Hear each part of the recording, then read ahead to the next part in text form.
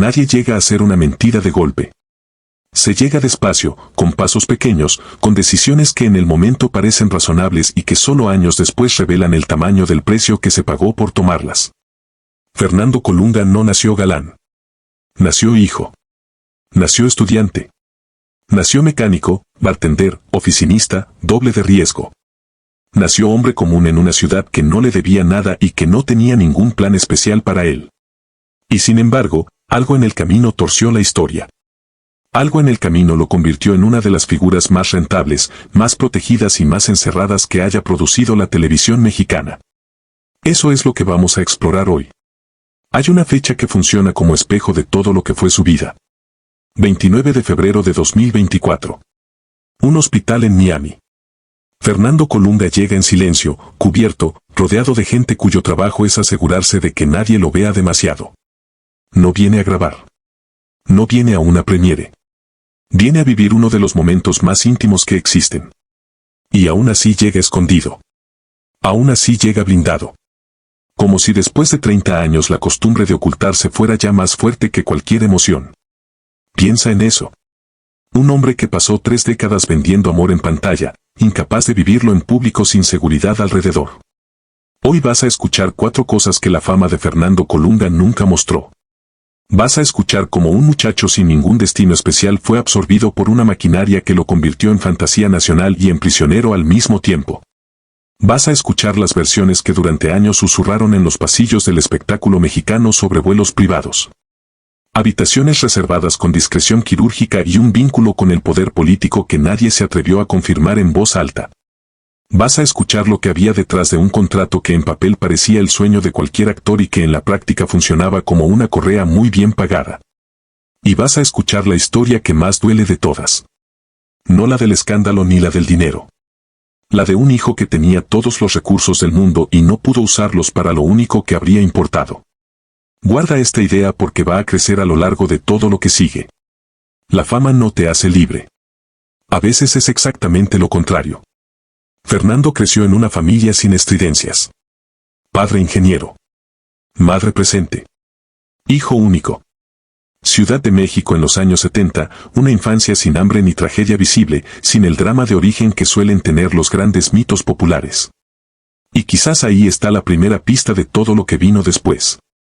Porque los hombres que crecen sin caos aprendido muchas veces construyen su propio caos interno. Uno más silencioso. Uno que no se ve desde afuera pero que trabaja sin descanso desde adentro. Estudió ingeniería civil. Administró un negocio de autopartes. Trabajó detrás de una barra sirviendo tragos a desconocidos. Hizo lo que hacen los hombres que todavía no saben quiénes van a ser. Hasta que en 1988 alguien le ofreció dinero por subirse a una moto y fingir que era otro. Ese día empezó todo. Y ese día, sin saberlo, Fernando Colunga aceptó el trato más largo de su vida. 1988 no parece una fecha importante cuando la miras desde fuera. Pero para Fernando Colunga fue el año en que una moto cambió el rumbo de todo. Dulce Desafío. Una telenovela juvenil de Televisa. Un proyecto menor, de esos que la empresa producía casi en serie para llenar horarios y probar fórmulas. Fernando no entró por la puerta principal. No entró con nombre en los créditos ni con camerino propio. Entró por la puerta de atrás, la que usan los cuerpos cuando se necesita riesgo y no se quiere arriesgar al que ya tiene cara conocida. Lo contrataron como doble de Eduardo Yáñez. Piensa en eso un momento. El hombre que después se convertiría en el rostro más reconocible de la telenovela mexicana comenzó siendo literalmente el cuerpo de otro. El que caía. El que aceleraba. El que hacía el peligro mientras alguien más recibía el aplauso. Hay algo profético en ese inicio que solo se entiende al final de la historia. Porque Fernando Colunga pasó el resto de su carrera haciendo exactamente lo mismo, pero al revés. Dejando que otros, la empresa, los productores, la industria entera, usaran su cuerpo, su rostro, su nombre, mientras él absorbía el riesgo de sostener una imagen que no era completamente suya. El doble siempre pone el cuerpo. El protagonista siempre se lleva el crédito. Pero algo ocurrió en ese set que nadie anticipó. La cámara encontró a Fernando. No al doble, no al cuerpo de repuesto. Al hombre. Y una vez que una cámara de televisión decide que un rostro le interesa, ya no lo suelta fácilmente. Los productores lo vieron. Los directores de casting lo llamaron. Y Televisa, que tenía un olfato casi animal para detectar lo que el público iba a desear antes de que el público lo supiera, empezó a moverlo hacia la luz. María Mercedes en 1992 fue el primer empujón real. Una historia con Thalía, una fórmula probada, un público hambriento de romantismo y sufrimiento en horario estelar. Fernando no era todavía el centro, pero ya era visible. Ya era parte del sueño que la empresa vendía cada noche a millones de familias sentadas frente al televisor. María la del barrio en 1995 fue otra cosa. Fue el momento en que el público dejó de ver a un actor y empezó a ver a un hombre con el que quería algo más que entretenimiento. La química con Thalía cruzó la pantalla. Las cartas llegaban por miles. Los ratings subían. Y Televisa entendió que tenía entre manos algo que no abunda. Tenía una fantasía que funcionaba. Esmeralda en 1997. La usurpadora. Amor real en 2003. Cada proyecto apretaba más el tornillo. Cada éxito confirmaba la fórmula. Cada millón de espectadores nuevos añadía un eslabón más a la cadena que Fernando llevaba puesta sin que nadie se la hubiera puesto por la fuerza. Porque esa es la parte más complicada de entender. Nadie obligó a Fernando Colunga a convertirse en lo que se convirtió. Nadie lo amenazó. Nadie lo chantajeó en esos primeros años. Lo sedujeron. Y la seducción es mucho más difícil de resistir que la fuerza, porque cuando alguien te seduce tú crees que estás eligiendo libremente. Eligió la fama. Eligió el dinero. Eligió el poder que da ser deseado por millones. Lo que no eligió conscientemente fue el costo. Ese llegó después. Ese llegó despacio. Ese llegó tan envuelto en aplausos que cuando Fernando quiso verlo con claridad ya llevaba años pagándolo. El galán no podía romperse. Esa frase no la inventó Fernando. La inventó la industria. Y él simplemente aprendió a vivirla como si fuera propia. Hay preguntas que una industria entera decide no hacer. No porque la respuesta sea desconocida, sino porque la respuesta es incómoda y la incomodidad cuesta dinero. Mientras Fernando Colunga besaba en pantalla a las actrices más codiciadas de Televisa, mientras el país entero lo imaginaba como el hombre que cualquier mujer merecía y casi ninguna tenía. En los pasillos de San Ángel circulaba otra historia. Una historia que no aparecía en los libretos. Una historia que nadie escribió con tinta pero que muchos repitieron en voz baja durante años. Su nombre junto al de Rafael Moreno Valle. Exgobernador de Puebla.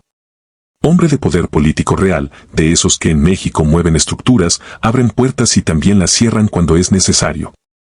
Una figura pública con peso específico, con agenda propia, con la clase de influencia que no necesita presentarse porque todos ya saben quién es cuando entra a una habitación. La versión nunca fue confirmada por Fernando. Nunca hubo una declaración suya, una entrevista, un comunicado. Nada que pusiera su firma debajo de esa historia. Y sin embargo la historia vivió. Sobrevivió años, cambios de gobierno, escándalos más grandes, el ruido permanente de una industria del espectáculo que siempre está hambrienta de algo nuevo que masticar. ¿Por qué sobrevive una versión que nadie confirma? Porque el silencio, cuando es demasiado consistente, demasiado perfecto, demasiado bien mantenido, deja de parecer inocencia y empieza a parecer estrategia. Se habló de hoteles. De pisos completos reservados con anticipación. De suites donde el servicio sabía exactamente a qué atenerse y exactamente qué olvidar después. Se habló de entradas privadas, de accesos laterales, de ese tipo de discreción que no se improvisa sino que se compra con dinero y se sostiene con miedo. Se habló de helicópteros. Y aquí es donde la historia adquiere una textura diferente porque un helicóptero no es un detalle menor. Un helicóptero es una declaración. Es una forma de decir que las distancias normales no aplican, que las carreteras visibles no son para todos, que hay personas cuyo movimiento ocurre en una capa de la realidad a la que el resto no tiene acceso. Piensa en la imagen. El galán más famoso de la televisión mexicana desplazándose hacia Puebla no por autopista sino por aire. No visto sino protegido. No celebrado sino ocultado. Si eso ocurrió, y hay quienes insisten en que sí, entonces la vida real de Fernando Colunga era exactamente lo opuesto a la vida que vendía en pantalla. En pantalla el galán llegaba de frente, a caballo, con música, con declaraciones eternas bajo la lluvia. En la vida real el hombre llegaba desde arriba, sin testigos, sin registro, sin historia oficial. Después vino 2018. Rafael Moreno Valle murió en un accidente de helicóptero junto a su esposa Marta Erika Alonso. Una tragedia que sacudió a Puebla, que llenó al país de preguntas y que enterró cualquier posibilidad de confirmación o desmentido definitivo. Con esa muerte el secreto, si es que existía como secreto, quedó sellado de una manera que ningún acuerdo de confidencialidad habría logrado. Y Fernando siguió callado. No porque el silencio fuera cómodo, sino porque a esas alturas el silencio era lo único que quedaba. 2 millones de pesos al mes. Repite esa cifra despacio porque no es solo dinero. Es una declaración de intenciones. Es una empresa diciéndole a un hombre cuánto vale su obediencia. Según versiones ampliamente difundidas por la prensa de espectáculos mexicana, ese era el monto del contrato de exclusividad que Televisa mantenía con Fernando Colunga en sus años de mayor poder. 2 millones cada 30 días. 24 millones al año.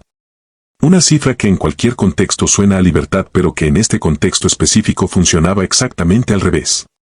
Porque ese dinero no solo compraba trabajo. Compraba presencia. Compraba disponibilidad.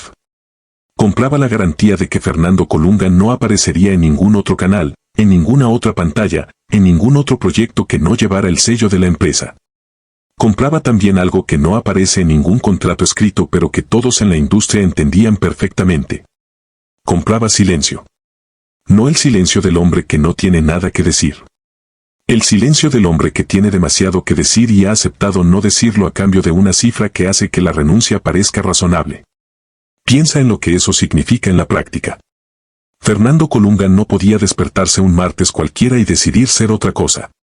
No podía dar una entrevista honesta sobre su vida privada.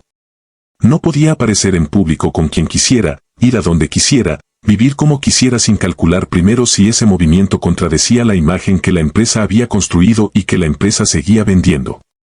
Era rico. Era famoso. Era poderoso dentro de su mundo. Y no era libre. Hay una diferencia enorme entre una jaula de hierro y una jaula de oro.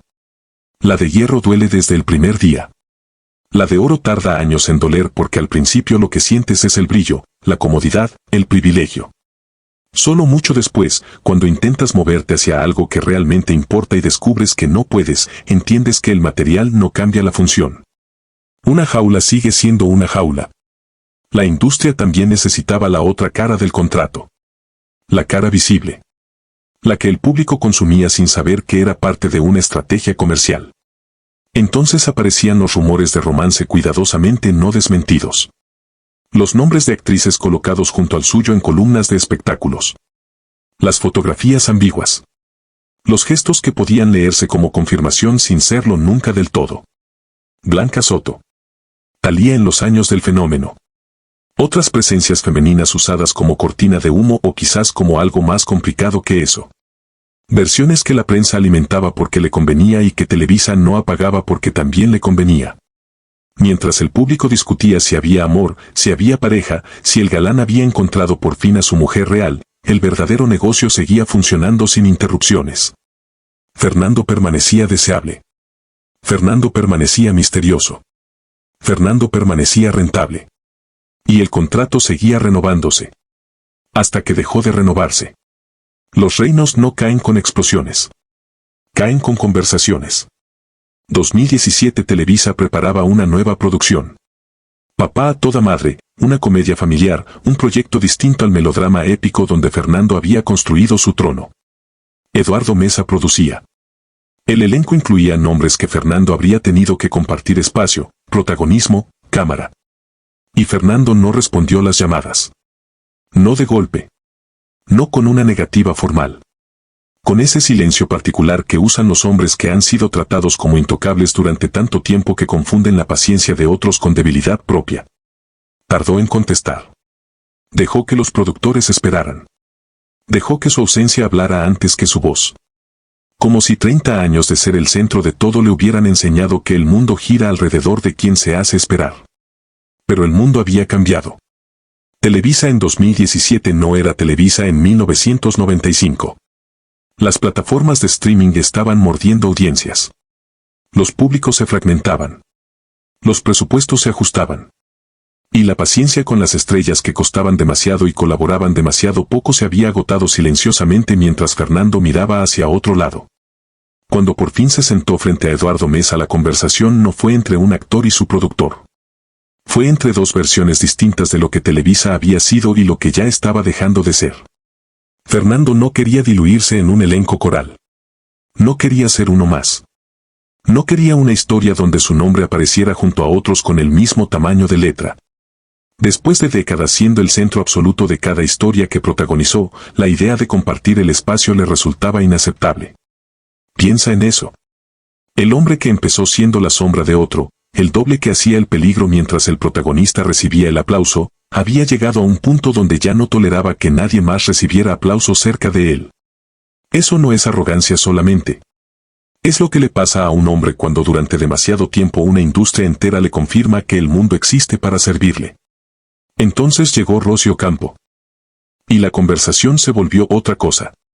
Según las versiones que circularon en medios de espectáculos, las palabras que cayeron en esa reunión no fueron diplomáticas. Se le recordó el contrato. Se le recordó lo que la empresa había invertido en él. Se le recordó que la exclusividad tenía dos lados y que uno de esos lados implicaba obligaciones que Fernando llevaba tiempo ignorando. Y entonces llegó la frase que nadie olvida cuando la escucha. Ya estás viejo para rechazar papeles. Guarda esa frase. Porque no es un insulto común. Es la demolición calculada de un mito.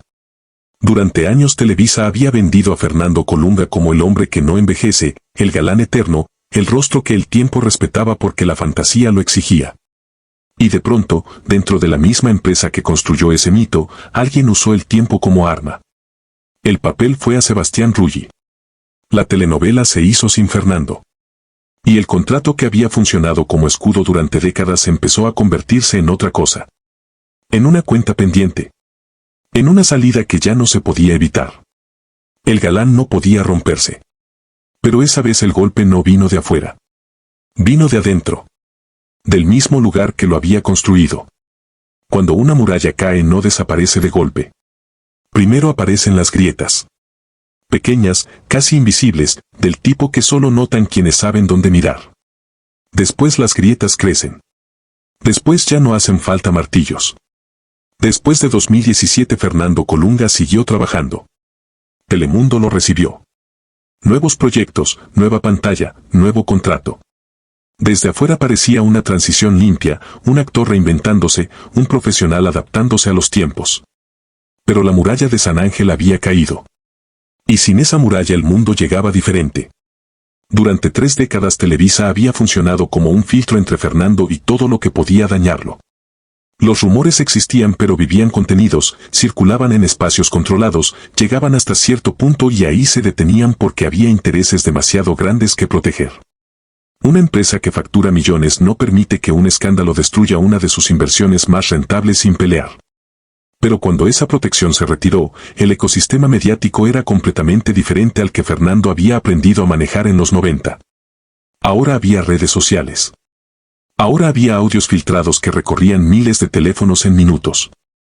Ahora había figuras de reality, personas entrenadas para hablar de todo sin filtro, sin consecuencias aparentes, sin el miedo antiguo a represalias institucionales. Ahora cualquiera podía tocar el secreto. Apareció Nicola Porcella.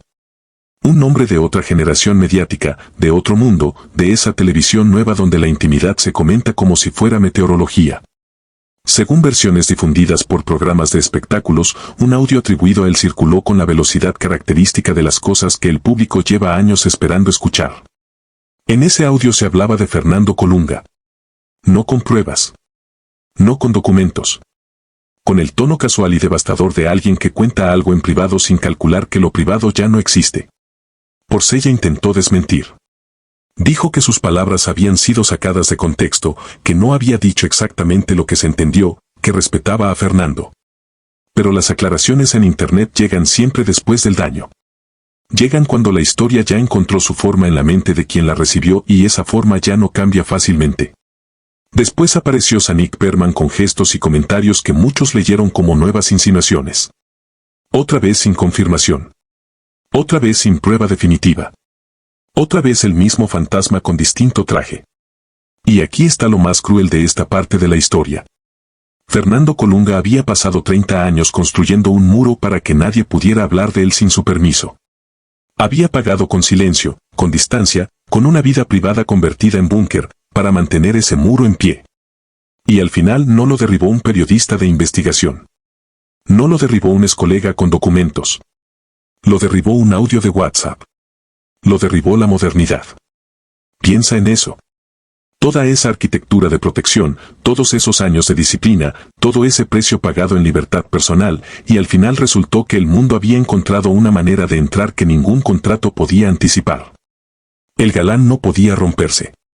Pero la máscara ya tenía fisuras que la luz empezaba a atravesar.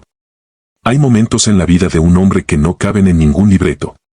Momentos donde la actuación más perfecta del mundo resulta completamente inútil porque lo que está ocurriendo no tiene cámara, no tiene director, no tiene música que indique al público cómo debe sentirse. El 29 de febrero de 2024 Fernando Colunga llegó al hospital en Miami de la manera en que había llegado a todos los lugares importantes de su vida adulta. Protegido. Invisible. Blindado. Mascarilla. Seguridad. Accesos controlados. Personal médico trabajando bajo reserva estricta. Según los reportes que circularon después, se habló de acuerdos de confidencialidad, de pasillos cuidados, de un cuarto donde lo que ocurría adentro no debía filtrarse hacia afuera bajo ninguna circunstancia. Un hombre que iba a ser padre por primera vez llegaba al momento más humano de su vida con la misma infraestructura de ocultamiento que había usado durante décadas para esconder todo lo demás. El 1 de marzo nació el niño. Pequeño. Real. Ajeno todavía a cualquier historia que no fuera la suya propia. Según los reportes, Fernando lloró al cortar el cordón umbilical. Esa imagen lo cambia todo. No porque el llanto sea extraordinario, los padres lloran cuando nace un hijo, eso es completamente humano. Lo cambia porque durante 30 años Fernando Colunga había llorado frente a cámaras con una maestría que hacía a millones de mujeres sollozar en sus salas. Había llorado en libretos escritos por otros, en escenas diseñadas para emocionar, con iluminación calculada y música de fondo. Y ahora lloraba sin que nadie lo hubiera escrito. Sin director. Sin foro. Sin script. Solo un hombre y un hijo recién llegado al mundo. Pero incluso esa felicidad cargaba el peso de todo lo anterior. Porque ese niño no nacía en un vacío. Nacía en el centro de una historia de 30 años de secretos, de versiones nunca aclaradas, de una vida construida sobre el ocultamiento sistemático de casi todo lo que importaba.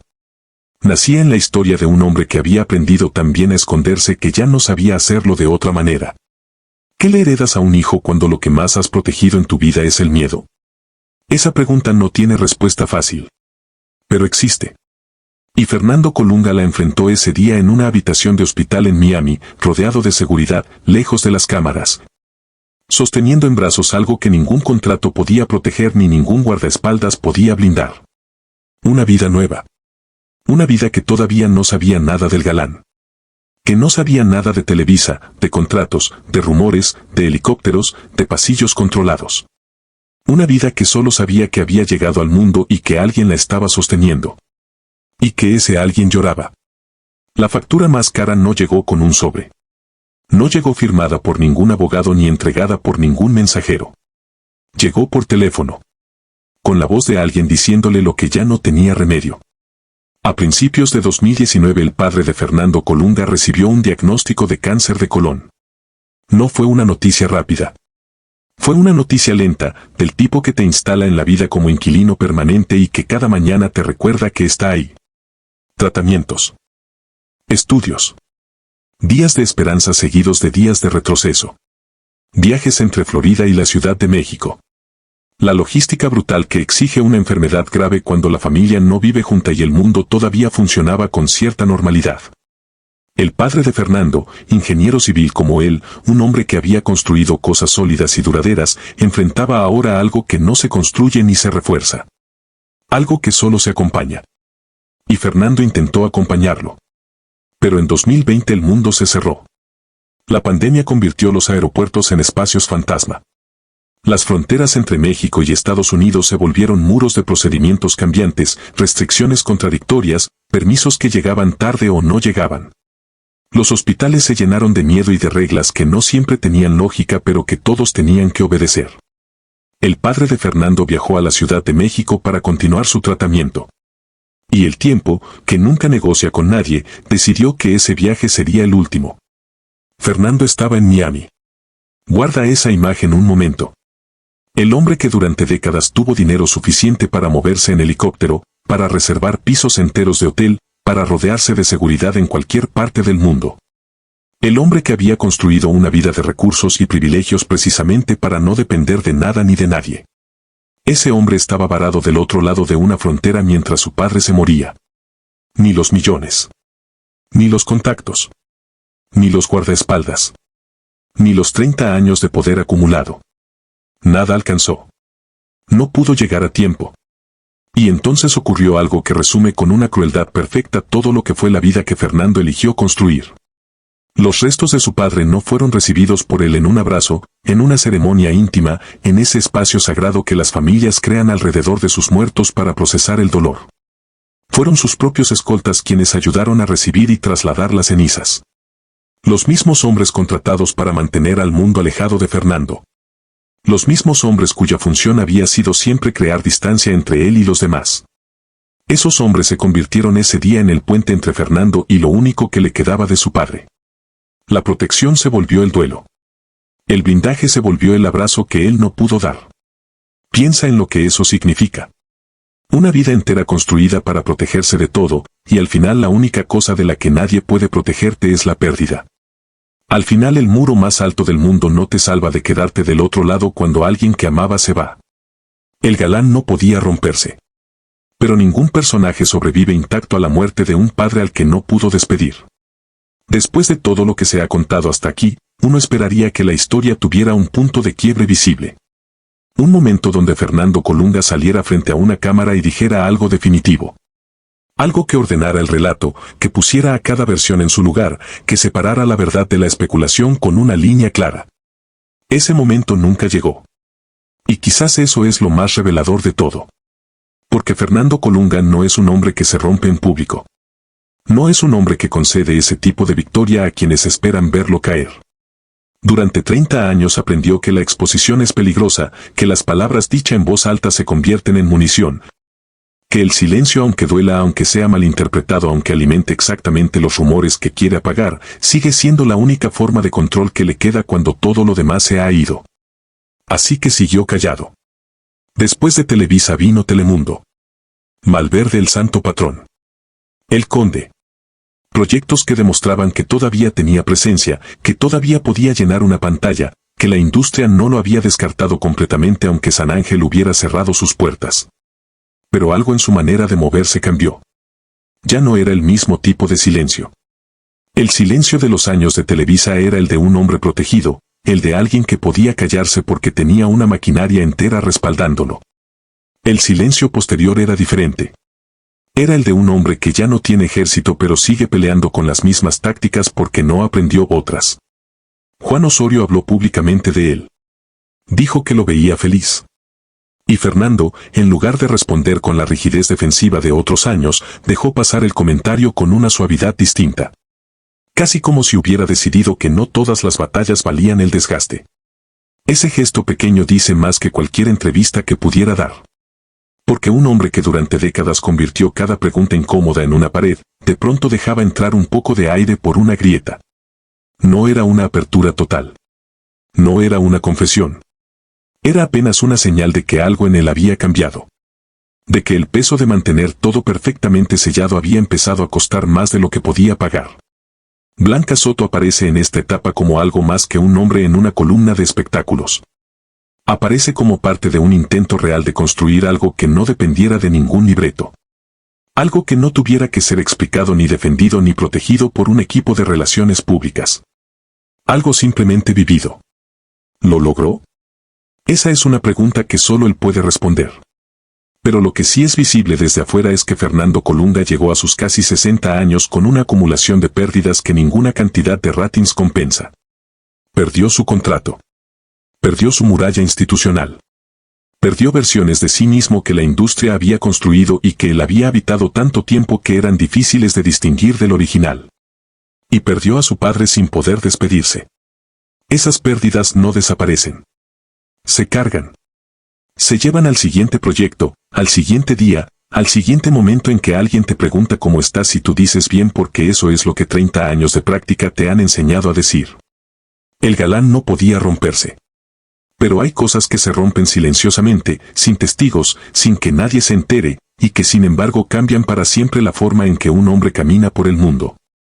Al final de una historia como esta uno busca una lección. Una conclusión que ordene todo el dolor, que justifique cada decisión, que encuentre sentido en el precio pagado.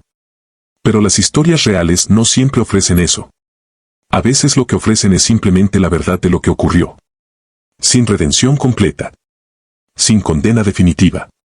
Solo los hechos y el peso que cargan. Fernando Colunga fue quizás el último gran producto de una televisión que confundía misterio con prisión. Una televisión que entendía el deseo del público como una mercancía que podía administrarse, controlarse, venderse en porciones calculadas. Una televisión que encontró en él la materia prima perfecta para construir una fantasía que duró 30 años y que vendió millones de sueños a audiencias que necesitaban creer en algo hermoso. Le dieron fama. Le dieron dinero. Le dieron un lugar en la historia de la cultura popular latinoamericana que nadie le va a quitar. Y a cambio le cobraron su vida. No toda.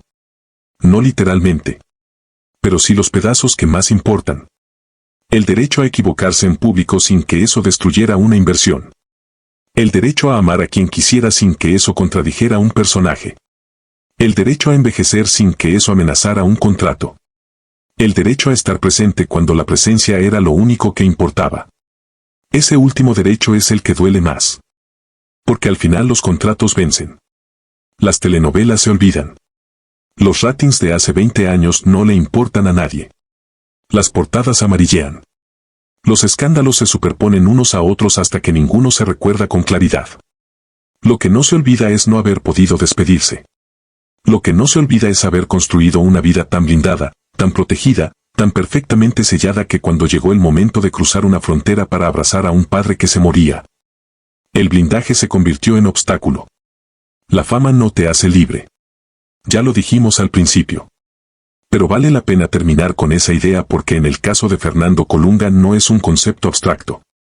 Es una experiencia concreta. Es un aeropuerto vacío en 2020. Es un teléfono que suena del otro lado. Es una urna llegando en manos de escoltas. Es la distancia entre el hombre que el mundo creía conocer y el hombre que existía detrás de eso. Hoy Fernando Colunga tiene un hijo. Tiene a Blanca Soto. Tiene proyectos.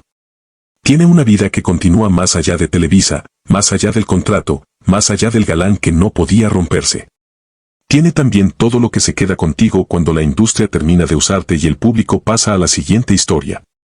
Que es exactamente lo mismo que tenemos todos cuando el ruido se apaga. Los errores que no puedes corregir. Las personas que ya no están. Las despedidas que no llegaron a tiempo.